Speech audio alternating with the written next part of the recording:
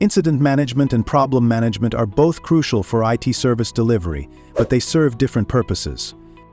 In this video, we will explain how they differ, how they work together, and how they ensure smooth IT operations.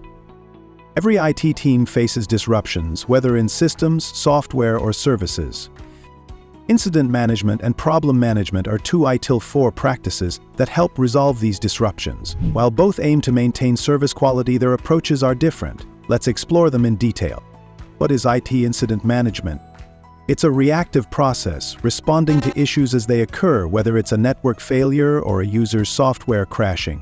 The goal is to minimize the impact on users and resume service as fast as possible. But what is IT problem management? It's a proactive approach, aiming to prevent future disruptions by investigating why issues keep happening. It identifies long-term solutions to eliminate underlying problems once and for all. Key differences between incident and problem management. Incident management focuses on quick resolution to restore services. Problem management aims to identify and solve the root causes of recurring incidents. To visualize the difference. Incident management is like fixing a flat tire to get your car back on the road. Problem management is like investigating why your tires keep going flat and fixing the issue.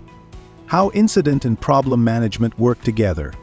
Although they have different focuses, incident management and problem management work together. Incident management resolves disruptions quickly, then passes the information to problem management, which investigates the cause and provides a permanent solution. To sum up, incident management focuses on quick fixes, while problem management looks for permanent solutions. Together, they ensure IT systems stay reliable and efficient.